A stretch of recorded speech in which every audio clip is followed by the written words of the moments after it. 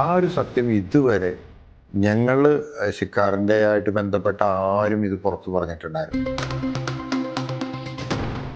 നമ്മുടെ കൺട്രോളറിൽ തന്നെ ഒരു കോൾ വരുന്നത്, ശ്രീനാഥ് ചേട്ടൻ ഞരമ്പ് കയ്യിലെ ഞരമ്പ് മുറിച്ചു,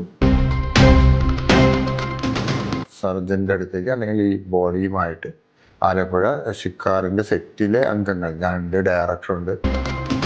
കോതമംഗലത്ത് കിടന്ന് മരിച്ചയാളിനെ പോസ്റ്റ്മോർട്ടം ചെയ്യണമെങ്കിൽ ഏറ്റവും അടുത്ത മെഡിക്കൽ കോളേജ് എന്ന് പറയുന്നത് കോട്ടയത്താണ്. ഇനി അതല്ലെങ്കിൽ തൃശ്ശൂരാണ്. എന്തിനാണ് ഈ ആലപ്പുഴ കൊണ്ടുപോയത്? ശ്രീനാഥ് ചേട്ടൻ പോലും പെട്ടെന്നുണ്ടായി അതൊരു വിഷമത്തിൽ ചെയ്തു പോയതാണ്. പ്രൊഡ്യൂസറുമായി വാക്കുതർക്കമുണ്ടായി ശ്രീനാഥ് ആത്മഹത്യക്ക് ശ്രമിക്കുന്നൊക്കെ പറഞ്ഞു. Hello and hi everyone, നമസ്കാരം and welcome to reaction by Arun Chullikkal. എല്ലാവരും സുഖമായിരിക്കുന്നു എന്ന് വിശ്വസിക്കുന്നു. ശ്രീനാഥിൻ്റെ മരണം 2010 അത് സംഭവിക്കുന്നത്. അക്കാലത്ത് തന്നെ ദുരൂഹമായ സാഹചര്യത്തിലുള്ള അദ്ദേഹത്തിൻ്റെ മരണം വലിയ ചർച്ചാ വിഷയമായിരുന്നു. പിന്നീട് അത് 2017 നടി ആക്രമിക്കപ്പെട്ട വിഷയവുമായി ബന്ധപ്പെട്ടുള്ള ചർച്ചകൾ വന്നപ്പോൾ വീണ്ടും ശ്രീനാഥിൻ്റെ മരണം ഒരു വിവാദ വിഷയമായിട്ട് ഉയർന്നു വന്നു. പിന്നീട് ഇപ്പോൾ ഹെമ കമ്മിറ്റി റിപ്പോർട്ട് ചർച്ചാ വിഷയമാകുമ്പോൾ, പ്രത്യേകിച്ച് പവർ ഗ്രൂപ്പിനെ കുറിച്ചുള്ള പരാമർശം അത് ചർച്ചയിലേക്ക് വരുമ്പോൾ വീണ്ടും ശ്രീനാഥിൻ്റെ മരണം, ആത്മഹത്യ എന്ന് കരുതപ്പെടുന്ന ദുരൂഹമായ അദ്ദേഹത്തിൻ്റെ മരണം ചർച്ചാ വിഷയമാവുകയാണ്. എന്താണ് അതിന് പിന്നിൽ സംഭവിച്ചത് എന്നുള്ള കാര്യത്തിൽ, എന്തിനാണ് അദ്ദേഹം ആത്മഹത്യ ചെയ്തത് എന്ന ചോദ്യത്തിനുള്ള ഉത്തരം ഇപ്പോഴും വ്യക്തമായി ആർക്കും അറിയില്ല. അതുമായി ബന്ധപ്പെട്ട് പലരും പല രീതിയിലുള്ള ചർച്ചകളൊക്കെ നടത്തിയിട്ടുണ്ട്. ഈ അവസരത്തിൽ അന്ന് ആ സിനിമയുടെ ഭാഗമായിരുന്ന സംവിധായകനും സിനിമാ നടനുമായ വിനോദ് ഗുരുവായൂർ ഒരു വെളിപ്പെടുത്തലുമായി വന്നിരിക്കുകയാണ്. ബാക്ക് മീഡിയ എന്ന യൂട്യൂബ് ചാനലിലാണ് അദ്ദേഹം ഈ വെളിപ്പെടുത്തൽ നടത്തിയിരിക്കുന്നത്. ആ വീഡിയോയാണ് നമ്മൾ റിയാക്ഷന് വേണ്ടി എടുത്തിരിക്കുന്നത്. ആ വീഡിയോയുടെ തുടക്കത്തിലുള്ള ഭാഗം ഒന്ന് സമ്മറൈസ് ചെയ്ത് പറയേണ്ടതുണ്ട്. കാരണം ദൈർഘ്യമുള്ളൊരു വീഡിയോ ആണ്, എല്ലാവരെയും കഴിച്ച് ബോറടിപ്പിക്കാൻ ഞാൻ ഉദ്ദേശിക്കുന്നില്ല. അതുകൊണ്ട് പ്രധാനപ്പെട്ട ഭാഗങ്ങൾ മാത്രമാണ് എടുത്തിട്ടുള്ളത്. അതിൻ്റെ തുടക്കത്തിലെ കാര്യം ഒന്ന് സമ്മറൈസ് ചെയ്ത് പറയാം. ശ്രീനാഥ് നമ്മൾക്കെല്ലാം അറിയുന്നത് പോലെ വളരെ വിറ്റീർണായ ഒരു നടനായിരുന്നു, സീസൺഡായ ഒരു നടനായിരുന്നു. എത്രയോ കാലം മലയാള സിനിമയിൽ നിറഞ്ഞു നിന്നിരുന്നൊരു സാന്നിധ്യമായിരുന്നു.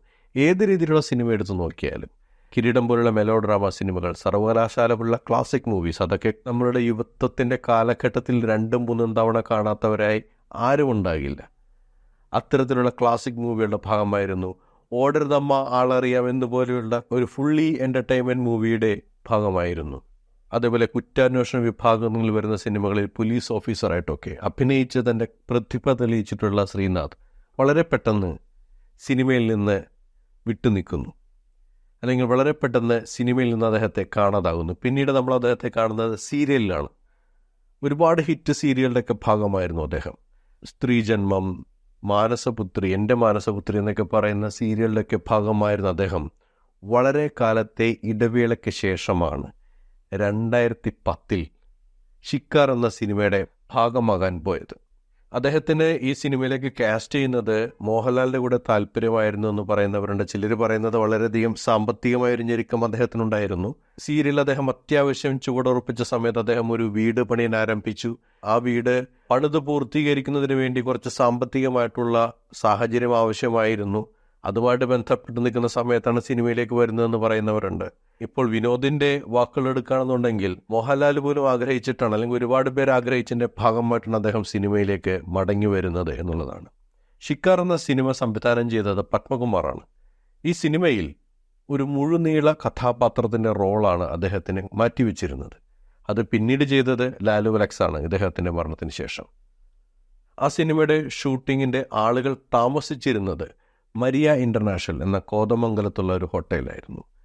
ചിത്രീകരണത്തിൻ്റെ ആദ്യ ദിവസം ശ്രീനാഥ് എത്തിച്ചേരുന്നു. പലരും അദ്ദേഹത്തെക്കുറിച്ച് പറഞ്ഞിരുന്നതിലും വ്യത്യസ്തമായിട്ട് വളരെ മാന്യമായ പെരുമാറ്റമായിരുന്നു ശ്രീനാഥിൻ്റേത് എന്നാണ് വിനോദ് പറയുന്നത്. പലരും പറയുന്നത് അദ്ദേഹം സെറ്റിൽ പ്രശ്നമുണ്ടാക്കുന്ന ഒരാളാണെന്നാണ്. പക്ഷേ അങ്ങനെയൊന്നുമല്ല, വളരെ മാന്യമായ പെരുമാറ്റമായിരുന്നു അദ്ദേഹത്തിൻ്റേത്. ആദ്യത്തെ ദിവസത്തെ ഷൂട്ടിംഗ് കഴിഞ്ഞു. 2ാമത്തെ ദിവസമായി. അദ്ദേഹത്തിന് സീനുകളൊന്നുമില്ലായിരുന്നു. 2ാമത്തെ ദിവസം വൈകുന്നേരമായപ്പോൾ സെറ്റിലേക്ക് ഒരു കോൾ വരുന്നു, അല്ലെങ്കിൽ പ്രൊഡക്ഷൻ കൺട്രോൾക്ക് ഒരു കോൾ വരുന്നു. ഹോട്ടലിൽ നിന്നുമാണ് കോൾ വരുന്നത്. ശ്രീനാഥ് മദ്യപിച്ച് അവിടെ വലിയ പ്രശ്നമുണ്ടാക്കി. അതുകൊണ്ട് എല്ലാവരും ഹോട്ടൽ വെക്കേറ്റ് ചെയ്ത് പോകണം എന്ന് പറഞ്ഞിട്ട്.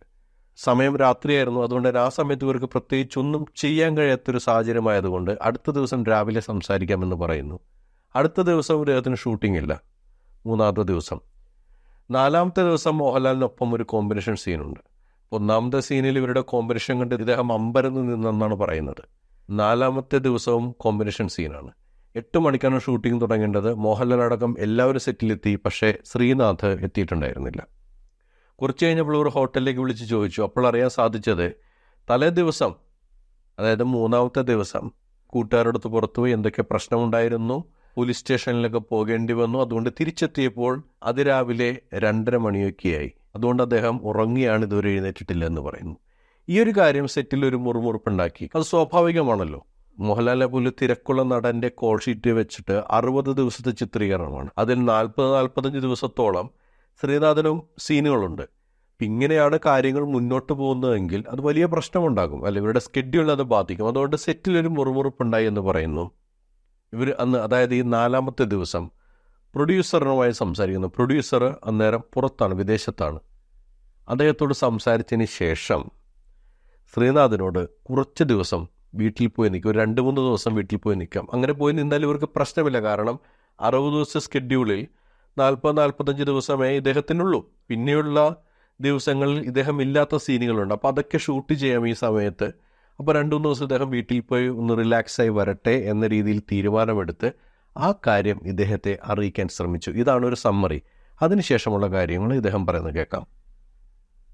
ഈ സംഭവം എല്ലാം കഴിഞ്ഞ് പുള്ളിയെ നമ്മൾ പറഞ്ഞു വിടാം, വിട്ടിട്ട് നാട്ടിൽ ചെന്ന് സംസാരിക്കാം. കാരണം പുള്ളിയെ മാറ്റാൻ ആർക്കും ആഗ്രഹമില്ല എന്ന്.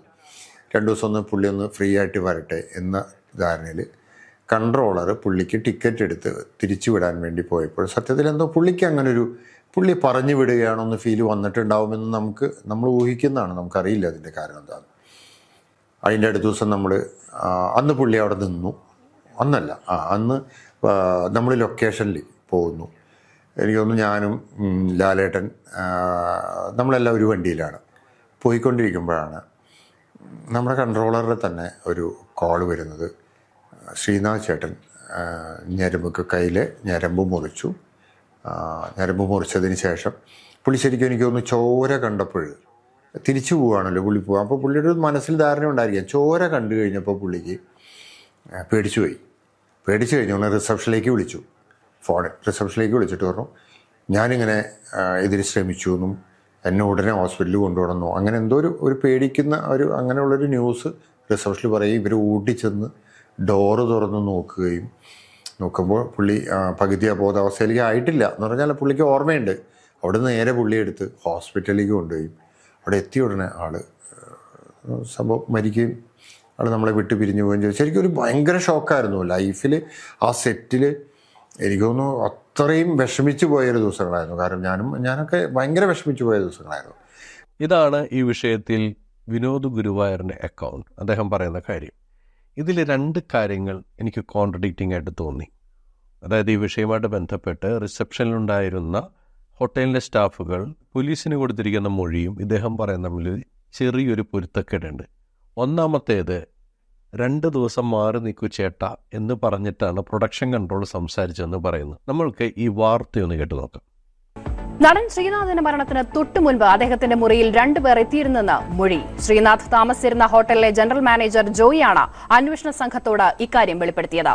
20 മിനിറ്റോളം ഇവർ ശ്രീനാഥിന്റെ മുറിയിലുണ്ടായിരുന്നുവെന്ന് വ്യക്തമാക്കുന്ന ജോയിയുടെ മൊഴിയുടെ പകർപ്പ് മനോരമ ന്യൂസ് പുറത്തുവിടുന്നു.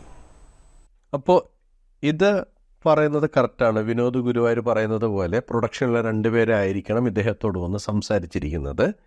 ഹോട്ടലിലെ ജനറൽ മാനേജറാണ് ഈ മൊഴി കൊടുത്തിരിക്കുന്നത്. ഇനി വരുന്ന കാര്യമാണ് നമ്മൾ ശ്രദ്ധിച്ചു വെക്കേണ്ടത്. 2010 ഏപ്രിൽ 21-നായിരുന്നു ശ്രീനാഥ് കോതമംഗലത്തുള്ള ഹോട്ടൽ മരിയ ഇന്റർനാഷണലിൽ മുറിയെടുത്തത്. എം പത്മകുമാറിന്റെ മോഹൻലാൽ ചിത്രം ശിക്കാറിൽ അഭിനയിക്കാനാണ് അദ്ദേഹം എത്തിയത്. ഇനി ഹോട്ടൽ മാനേജർ ജോയിയുടെ മൊഴിയിലേക്ക്. 23-ന് രാവിലെ 8-ന് ചിത്രത്തിന്റെ production executive Sanju Vaikom, production controller Manoj എന്നിവർ ശ്രീനാഥിന്റെ മുറിയിലെത്തി. ഏകദേശം 20 മിനിറ്റിന് ശേഷം അവർ റിസപ്ഷനിലെത്തി ശ്രീനാഥിനെ സിനിമയിൽ നിന്ന് മാറ്റിയെന്നും ഉച്ചയോടെ മുറി ഒഴിയുമെന്നും പറഞ്ഞു. ശ്രദ്ധിക്കുക, 21-ാം തീയതിയാണ് ഇദ്ദേഹം ആ ഹോട്ടലിൽ ചെക്ക് ഇൻ ചെയ്തത്. ഈ വിനോദ് പറയുന്ന സംഭവം 21 ഫസ്റ്റ് ഡേ ഷൂട്ടിംഗ് ആണെന്ന് വിചാരിക്കുക. അന്നായിരിക്കും അദ്ദേഹം ചെക്ക് ഇൻ ചെയ്തിരിക്കുന്നതല്ലോ താമസിക്കുന്നതിന് വേണ്ടി. സാധാരണഗതിയിൽ ചിലപ്പോൾ ഒരു ദിവസം മുന്നേ എത്താറുണ്ട്. ഇനി ഷൂട്ടിംഗ് കഴിഞ്ഞിട്ടാണ് അദ്ദേഹം വന്ന് ചെക്ക് ഇൻ ചെയ്താൽ പോലും 21 അദ്ദേഹം ചെക്ക് ഇൻ ചെയ്തു. ഷൂട്ടിംഗ് കഴിഞ്ഞിട്ടായിരിക്കാം, ഷൂട്ടിങ്ങിന് മുന്നേ ആയിരിക്കാം. ആദ്യത്തെ ദിവസത്തെ കോമ്പിനേഷൻ സീൻസ് കഴിഞ്ഞ് രണ്ടാമത്തെ ദിവസം ഇദ്ദേഹത്തിന് ഷൂട്ടിംഗ് ഒന്നുമില്ല. അതായത് 22 ഇദ്ദേഹത്തിന് സീൻസ് ഒന്നുമില്ല.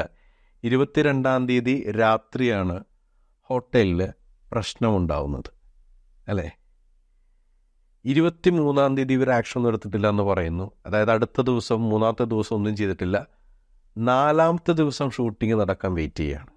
അപ്പോൾ 21, 22, 23, 24 ഷൂട്ടിംഗ് നടക്കേണ്ട സമയത്താണ് ശ്രീനാഥ് എത്താൻ വൈകുന്നതും ഇവർ ഹോട്ടലിലേക്ക് വിളിക്കുമ്പോൾ തലേദിവസം രാത്രി വൈകിയാണ് എത്തിയത് എന്നുള്ള കാര്യങ്ങൾ പറയുന്നത്. അന്ന് ഇവർ പ്രൊഡ്യൂസറായിട്ട് സംസാരിച്ചിട്ട് പിറ്റേ ദിവസമാണ്, അതായത് പ്രൊഡക്ഷൻ ടീമിലെ ആളുകൾ പിറ്റേ ദിവസമാണ് ഇദ്ദേഹത്തോട് സംസാരിക്കാൻ ചെല്ലുന്നത്. ദാറ്റ് ഷുഡ് ബി 21, 22, 21, 24, 25 ആയിരിക്കണം. പക്ഷേ ഈ മൊഴിയിൽ പറയുന്ന 23 ഇത് സംഭവിച്ചതെന്നാണ്. ഇനിയിപ്പോൾ നമുക്ക് പറയാവുന്നൊരു കാര്യം, ഷൂട്ടിങ്ങിന് പോയ ആദ്യത്തെ 2 ദിവസങ്ങളിൽ ശ്രീനാഥ് മുറി എടുത്തിട്ടില്ല എന്നാണെന്നുണ്ടെങ്കിൽ 2ാമത്തെ ദിവസം ഏത് ഹോട്ടലിൽ വെച്ചാണ് അദ്ദേഹം അടിയുണ്ടാക്കിയത്, ഏത് ഹോട്ടലിൽ അദ്ദേഹം മദ്യപിച്ച പ്രശ്നമുണ്ടാക്കിയത്, ഒരു ചോദ്യം വരുന്നില്ല. ഇനി ആ ദിവസം വന്ന് സംസാരിച്ച ഈ പ്രൊഡക്ഷൻ കൺട്രോൾ ഇദ്ദേഹത്തോട് പറയുന്നത് എന്താണ്, 2-3 ദിവസം ഒന്ന് വീട്ടിൽ പോയി തിരിച്ചു വരാനാണ് പറയുന്നത്. പക്ഷേ റിസപ്ഷനിസ്റ്റിനോട് ഇവർ പറഞ്ഞ കാര്യത്തിൽ ഒരു വ്യത്യാസമുണ്ട്. ഏകദേശം 20 മിനിറ്റിന് ശേഷം അവർ റിസപ്ഷനിലെത്തി ശ്രീനാഥിനെ സിനിമയിൽ നിന്ന് മാറ്റിയെന്നും ഉച്ചയോടെ മുറി ഒഴിയുമെന്നും പറഞ്ഞു. 2 ദിവസത്തേക്ക് ഒന്ന് വീട്ടിൽ പോയി വരാൻ പറയുന്ന അവിടെ എന്തിനാണ് മുറി ഒഴിയാൻ പറയുന്നത്? ഇവർ വളരെ സൗഹൃദപരമായിട്ട് സംസാരിക്കുന്ന ഒരു ടീമല്ലേ. വളരെ ഇമോഷണലായിട്ട് അല്ലെങ്കിൽ സെൻറ്റിമെൻ്റലായിട്ട് അല്ലെങ്കിൽ മാനുഷിക പരിഗണന കൊടുത്ത് ഇവർ ശ്രീനാഥിനെ അപ്രോച്ച് ചെയ്തെന്നാണ് ഈ വിനോദ് പറയുന്നതിൽ മനസ്സിലാവുന്നത്. അങ്ങനെയുള്ള സാഹചര്യത്തിൽ ഈ ഹോട്ടൽ റിസപ്ഷനിൽ വന്ന് പറയുകയാണ് അദ്ദേഹത്തെ സിനിമയിൽ നിന്നും മാറ്റി അദ്ദേഹം ചെക്കൗട്ട് ചെയ്യുമെന്നുള്ള കാര്യം.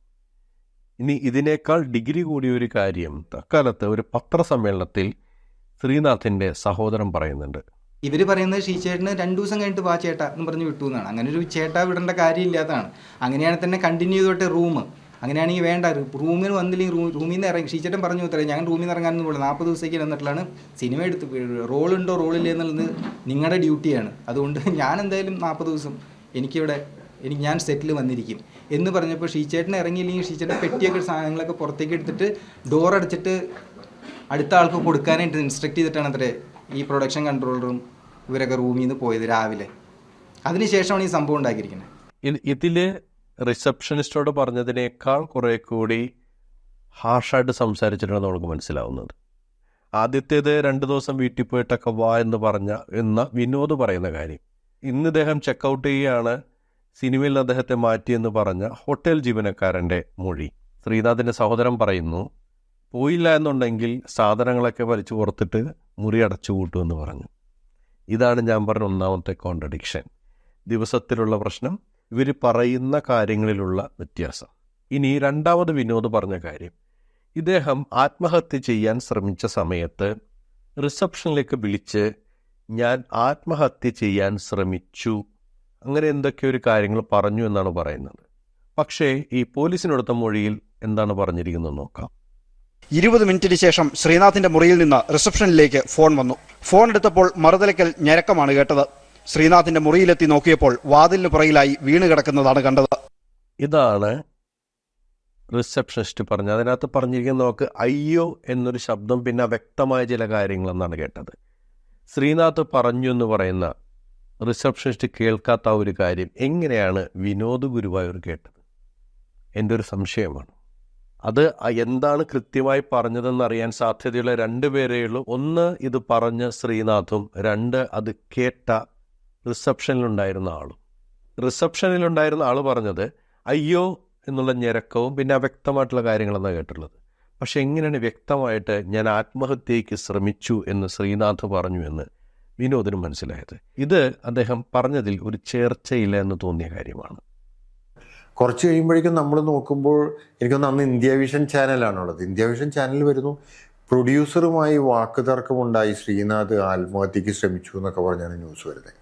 അന്ന് എനിക്ക് തോന്നുന്നു അന്ന് ഞാനപ്പോൾ തന്നെ നമ്മളും ആരോ ഒക്കെ അറിയുന്ന ആളുകൾ ഇന്ത്യ വിഷനിൽ വിളിച്ച് സത്യം അതല്ല ഈ പ്രൊഡ്യൂസർ എന്ന് പറയുന്ന കെ രാജഗോപാൽ ടെഡ്കോൻ്റെ പുള്ളി അവിടെ ഇല്ല, പുള്ളി അന്ന് ദുബായിലാണ്, ഇതാണ് അതിൻ്റെ സത്യം, ഇതാണ് ഉണ്ടായിട്ടുള്ളതെന്ന് പറഞ്ഞു. അവരത് കൂടുതൽ ഡീറ്റെയിൽ അന്വേഷിച്ചപ്പോൾ അത് സത്യമാണെന്ന് അവർക്ക് മനസ്സിലാവുകയും ചെയ്തിട്ടുണ്ടാവും. അവർ ആ ന്യൂസ് പിന്നെ ചെയ്തിട്ടുണ്ടായിരുന്നില്ല. അങ്ങനെ ഒരു വാർത്തയാണ് വന്നതെന്ന് എനിക്ക് ഓർമ്മയില്ല കേട്ടോ. കാര്യം എന്ന് വെച്ചിട്ടുണ്ടെങ്കിൽ ആ സമയത്ത് AMMAയ്ക്കെതിരെയുള്ള ഒരു വികാരം ജനങ്ങളുടെ ഇടയിലുണ്ടായിരുന്നു. കാരണം 2010 മാർച്ചിലാണ് തിലകനെ ബാൻ ചെയ്യുന്നത്, അല്ലെങ്കിൽ തിലകനും AMMAയും തമ്മിലുള്ള പ്രശ്നം രൂക്ഷമാവുന്നത് 2010 മാർച്ച് ഏപ്രിൽ സമയത്തൊക്കെയാണ്. അപ്പോൾ അതുകൊണ്ട് ആ വിഷയങ്ങൾ കത്തി നിൽക്കുന്ന സമയത്താണ് ഈ ഒരു മരണം നടക്കുന്നത്. അന്നത്തെ വാർത്തകളൊക്കെ പ്രൊഡ്യൂസറുമായി തർക്കമുണ്ടായതിനെ തുടർന്ന് ആത്മഹത്യ ചെയ്തു എന്നതിനേക്കാൾ കൂടുതൽ AMMAയുടെ ഇടപെടൽ മൂലം അവസരം നഷ്ടപ്പെട്ടു എന്ന രീതിയിലാണ്. അതിലേക്ക് നമുക്ക് പിന്നീട് വരാം. എന്തായാലും അങ്ങനെ ഒരു കാര്യം ഉണ്ടായെന്നാണ് പറയുന്നത്. പക്ഷേ വിവാദമായ മറ്റൊരു കാര്യമുണ്ടായിരുന്നു.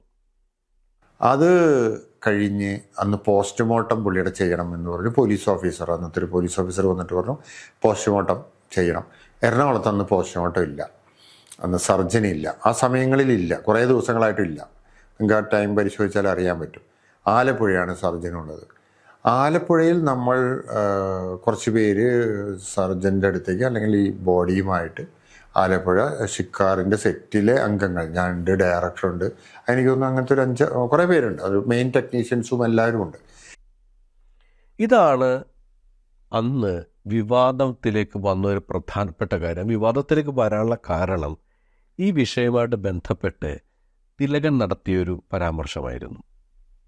കോതമംഗലത്ത് കിടന്ന് മരിച്ചയാളിനെ പോസ്റ്റ്മോർട്ടം ചെയ്യണമെങ്കിൽ ഏറ്റവും അടുത്ത മെഡിക്കൽ കോളേജ് എന്ന് പറയുന്നത് കോട്ടയത്താണ്. ഇനി അതല്ലെങ്കിൽ തൃശ്ശൂരാണ്. എന്തിനാണ് ഈ ആലപ്പുഴ കൊണ്ടുപോയത്? ആലപ്പുഴയിൽ അമ്മയുടെ ട്രഷറുടെ ഭാര്യ ജോലി ചെയ്യുന്നുണ്ട്, അതും ഫോറൻസിക്കിൽ. എന്നെ ഏറ്റവും കൂടുതൽ സംശയത്തിലാക്കിയത് അതാണ്. തിലകൻ അന്ന് ഉയർത്തിയിട്ട് വിവാദം അന്ന് പലരും ഏറ്റെടുത്തിരുന്നു. 2010 അദ്ദേഹം ഈ കാര്യം പറയുന്നത്. അത് ഒരുപാട് പേർ ആ വിഷയം ഏറ്റെടുത്തിരുന്നു. ഈ വീഡിയോ വളരെയധികം വൈറലായിരുന്നു. പക്ഷെ അതിനെക്കുറിച്ച് അന്ന് ഈ പോസ്റ്റ്മോർട്ടം നടത്തി ആലപ്പുഴയിൽ വെച്ച് ശ്രീനാഥിൻ്റെ മൃതശരീരം പോസ്റ്റ്മോർട്ടം ചെയ്ത കൃഷ്ണൻ ബാലേന്ദ്രൻ എന്ന ഡോക്ടർ അതിൻ്റെ ഫേസ്ബുക്കിൽ 2017, കാരണം ഈ വിഷയം രണ്ടാമത് പൊങ്ങി വരുന്നത് നടി ആക്രമിക്കപ്പെട്ട വിഷയമായിട്ട് ബന്ധപ്പെട്ട് ചർച്ചകൾ നടക്കുമ്പോഴാണ്. ആ സമയത്ത് അദ്ദേഹം ഒരു ഫേസ്ബുക്ക് പോസ്റ്റ് ഇട്ടിരുന്നു. 2 കാര്യങ്ങളെ അഡ്രസ്സ് ചെയ്തുകൊണ്ടാണ്. ഒന്നാമത്തെ കാര്യം, കോതമംഗലത്ത് വെച്ച് നടന്ന, അതായത് എറണാകുളം ജില്ലയിലെ കോതമംഗലത്ത് വെച്ച് നടന്ന ഒരു മരണത്തിൻ്റെ പോസ്റ്റ്മോർട്ടം എന്തുകൊണ്ട് തൊട്ടടുത്തുള്ള കോട്ടയത്തോ തൃശ്ശൂരോ ചെയ്യാതെ ആലപ്പുഴയിലേക്ക് കൊണ്ടുപോയി. രണ്ടാമത്തെ കാര്യം അദ്ദേഹം പറഞ്ഞത്, AMMAയുടെ ട്രഷറുടെ ഭാര്യ, AMMAയുടെ ട്രഷർ ആ സമയത്ത് ജഗദീഷാണ്, ജഗദീഷിൻ്റെ ഭാര്യ ഫോറൻസിക്കിലാണ് ജോലി ചെയ്തിരുന്നത്. ഒന്നാമത്തെ മറുപടി അദ്ദേഹം പറഞ്ഞത്, ആലപ്പുഴ പോലീസ് സർജൻ്റെ അധികാര പരിധിക്കുള്ളിൽ, ഔദ്യോഗിക അധികാര പരിധിയിൽ വരുന്ന ജില്ലകളാണ് എറണാകുളവും ആലപ്പുഴയും. എറണാകുളത്ത് പോസ്റ്റ്മോർട്ടം ചെയ്യാൻ പറ്റാത്ത സാഹചര്യം ഉണ്ടായാൽ തീർച്ചയായിട്ടും ഈ ശരീരം കൊണ്ടുപോകേണ്ടത് ആലപ്പുഴയിലാണ്. കാരണം മറ്റൊരു യൂരിസ്ഡിക്ഷൻ്റെ പരിധിയിൽ വരുന്ന തൃശ്ശൂരേക്കോ കോട്ടയത്തേക്കോ കൊണ്ടുപോകാൻ കഴിയില്ല. അതുകൊണ്ടാണ് ആലപ്പുഴയിലേക്ക് ശ്രീനാഥിൻ്റെ ശരീരം പോസ്റ്റ്മോർട്ടം ചെയ്യാനായിട്ട് കൊണ്ടുപോയതെന്ന്. രണ്ടാമത്തെ കാര്യം അദ്ദേഹം പറയുന്നത്, 2010 സർജൻ ഡോക്ടർ ശ്രീകുമാരി ആയിരുന്നു എന്നാണ് പറയുന്നത്. അവരിപ്പോഴും സർവീസിലുണ്ട്, അതായത് ഈ പോസ്റ്റ് എന്ന സമയത്ത് സർവീസിലുണ്ട്. അവരുടെ ഭർത്താവ് സിനിമാ നടനോ AMMAയുടെ ഭാരവാഹിയോ അല്ല. ഫോറൻസിക് മെഡിസിനിൽ തിരുവനന്തപുരം മെഡിക്കൽ കോളേജിൽ ഡോക്ടർ P. രമ പ്രൊഫസറാണ്. തിരുവനന്തപുരം പോലീസ് സർജനാണ്.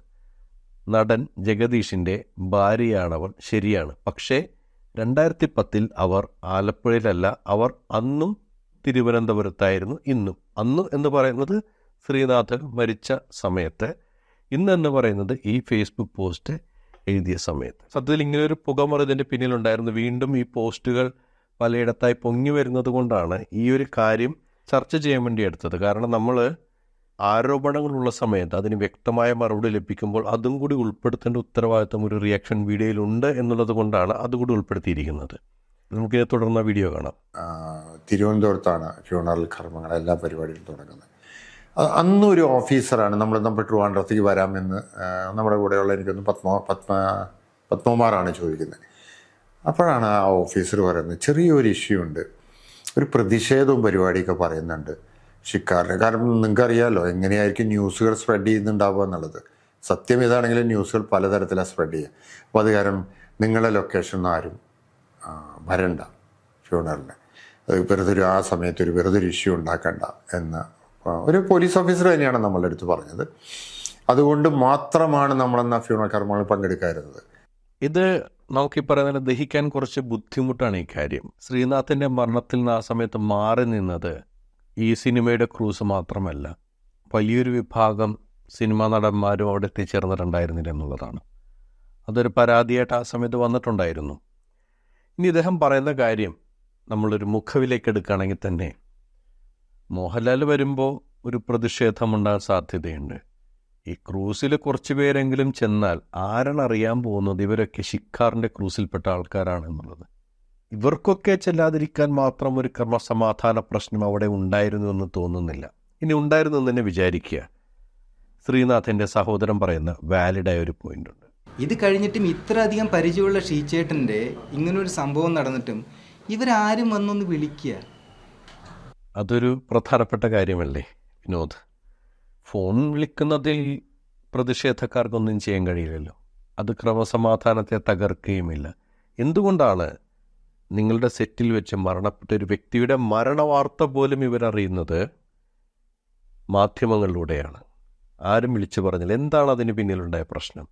എന്തുകൊണ്ട് വിളിച്ചു പറഞ്ഞില്ല? അല്ലെങ്കിൽ അതിനുശേഷം എന്തുകൊണ്ട് കുടുംബത്തെ വിളിച്ചില്ല?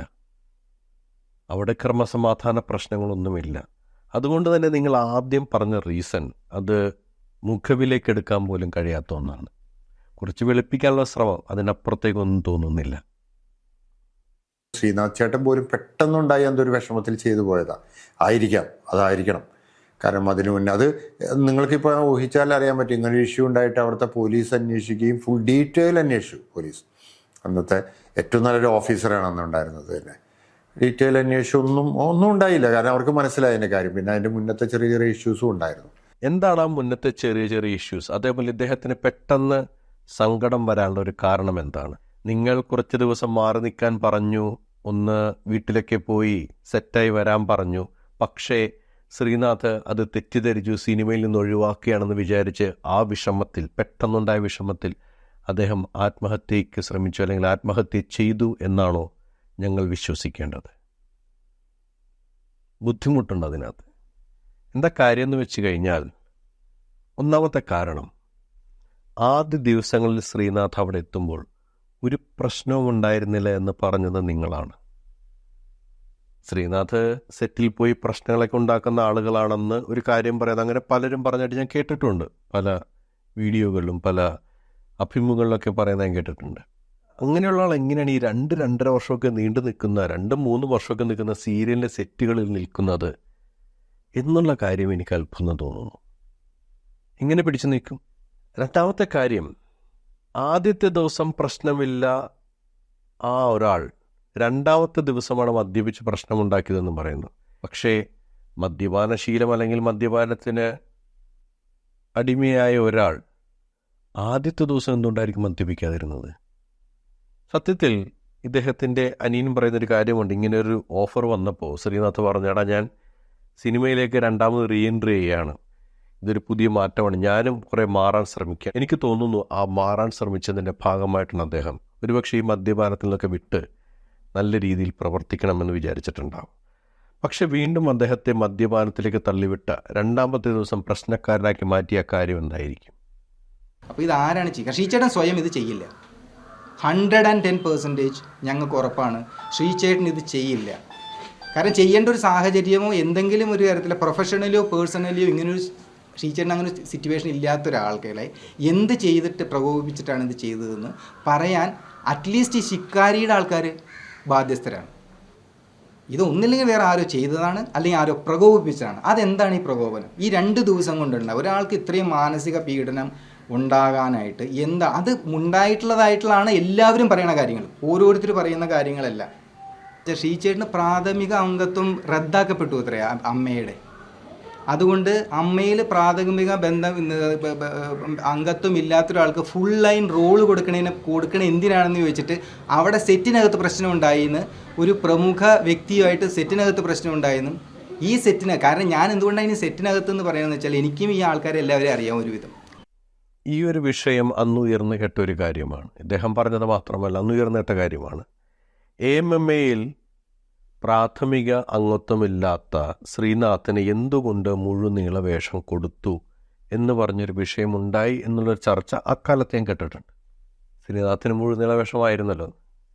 വിനോദ് തന്നെ പറയുന്നുണ്ട്, അത് ലാലു ലക്ഷ്യയുടെ വേഷം നമ്മൾ കണ്ടതാണ്. അതിനുശേഷം അത്തരത്തിലൊരു ലോങ് വേഷം കൊടുത്തതിൽ ഒരു പ്രശ്നമുണ്ടായിട്ടാണോ രണ്ടാമത്തെ ദിവസം, ആദ്യത്തെ ദിവസം ഒരു പ്രശ്നവുമില്ലാതിരുന്ന ശ്രീനാഥ് രണ്ടാമത്തെ ദിവസം മദ്യപിച്ച് പ്രശ്നമുണ്ടാക്കുന്നത്? നിങ്ങൾ പറഞ്ഞു പെട്ടെന്നുണ്ടായ വിഷമത്തിലാണ് അദ്ദേഹം ചെയ്യുന്നത്. ആ വിഷമത്തിൻ്റെ കാരണം തന്നെയാണ് എല്ലാവരും ചോദിക്കുന്നത്. ആ വിഷമത്തിൻ്റെ കാരണം അദ്ദേഹത്തെ ഈ സിനിമയിൽ നിന്ന് മാറ്റി നിർത്തിയതാണോ? മാറ്റി നിർത്തിയതിന് നിങ്ങൾ പറയുന്നൊരു കാരണം ഹോട്ടലിലുണ്ടായ പ്രശ്നം, അടുത്ത ദിവസം പോലീസ് സ്റ്റേഷനിൽ പോകേണ്ടി വന്നു, അതുകൊണ്ട് സ്കെഡ്യൂൾ വൈകിയതിലുള്ള പ്രശ്നം. ഈ രണ്ട് കാരണത്തിൻ്റെ പേരിൽ അദ്ദേഹത്തെ മാറ്റി നിർത്തിയത്. അപ്പോഴും ഈ രണ്ടാമത്തെ ദിവസം ശ്രീനാഥിനെ ഇത് ചെയ്യാൻ പ്രകോപിപ്പിച്ച വിഷയം AMMA എന്നുള്ള വിലക്കായിരുന്നു, പവർ ഗ്രൂപ്പിൻ്റെ വിലക്കായിരുന്നു. ശ്രീനാഥിന് ആവേശം കൊടുത്തതിലുള്ള എതിർപ്പ് ആ സെറ്റിൽ പറഞ്ഞ വ്യക്തി ആരാണ്? ഇതൊക്കെ തന്നെയാണ് നിങ്ങൾ ഇത്രയൊക്കെ വെള്ളയടിച്ചിട്ടും ദഹിക്കാതെ കിടക്കുന്ന കാര്യങ്ങൾ. ഇതൊക്കെയാണ് അദ്ദേഹത്തിന് വിഷമമുണ്ടാക്കിയ കാര്യം പറഞ്ഞു. പോലീസ് സ്റ്റേഷനിൽ ഒരു കേസിന് പോയി എന്ന് പറഞ്ഞ കാര്യമുണ്ട്. ഈ കാര്യങ്ങളൊക്കെ നിങ്ങളിപ്പോൾ പറയുമ്പോൾ ഞങ്ങൾ അറിയുന്നു. പക്ഷേ ഒരു ആത്മഹത്യ നടക്കുമ്പോൾ അല്ലെങ്കിൽ ഒരു ദുരൂഹമായ മരണം നടക്കുമ്പോൾ പോലീസ് സ്റ്റേഷനിൽ റിപ്പോർട്ട് ചെയ്യപ്പെട്ടുള്ളൊരു വിഷയം അന്ന് ചർച്ചാ വിഷയമാകേണ്ടതല്ലേ? അതെങ്ങും കണ്ടതായിട്ട് എൻ്റെ ഓർമ്മയിലില്ല കേട്ടോ.